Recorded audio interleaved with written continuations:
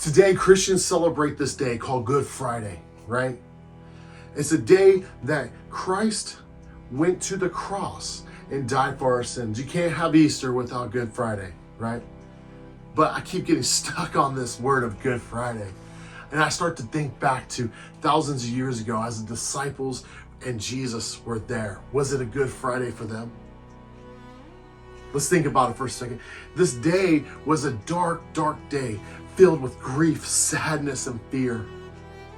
The disciples just were the night before at the Garden of Gethsemane, and they just saw all the soldiers and the chief and the priests come up and take Jesus. They scattered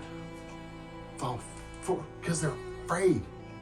We see this even with Peter, as he was pretty much the only one that goes, and he was sitting by a fire, and people were like, hey, weren't you with them? Weren't you that guy? And Peter was so struck with fear, and Jesus even knew it. He even called him out on it before it happened, and Peter said, I don't know. It was dark. It was a dark day. And I think we get wrapped up in this season with Easter egg hunts and, candy and chocolate. Oh my gosh, the Reese's peanut butter eggs. I'm just saying, I've had too many. But the thing is we get wrapped up in all this stuff that we a lot of times forget what the day actually is. It's called Good Friday because the outcome was saving us from eternity in hell. Saving us from a life apart from God. But the actual day, I don't think the disciples thought it was good in the moment. And as that day went on and Jesus went before this makeshift court and everything was happening, and you know what? It's starting to get darker.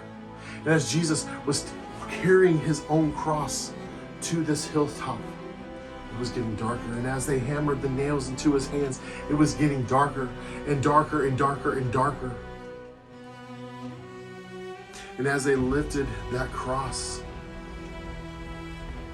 it's getting darker. It started to set in. Everything was about to change. Everything. The disciples probably were thinking it was about to change because now they don't know what's going on. They just saw the man that they followed being put up on this cross. And as the hours go by, it was getting darker, and mankind was sinking further. And then it was finished. Christ gave up his soul, his spirit. And in that moment,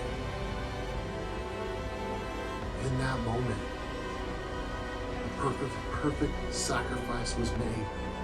The sacrifice that allowed us to not be away from God. That the sins that you committed and I committed today, yesterday, and 20 years ago were forgiven. It didn't separate us anymore because the perfect sacrifice was already committed to God, and we are able to have a relationship with him. The darkest days for the disciples that look back now, and it is the hope that we have now was in that day.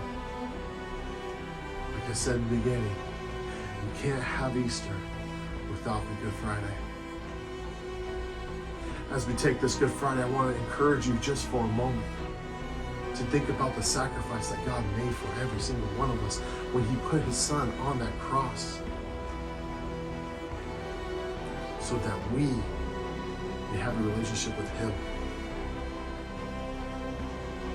The perfect person gave up his life for us. The darkness came. So on Sunday, on that Easter, on the day that represents, the light was shown.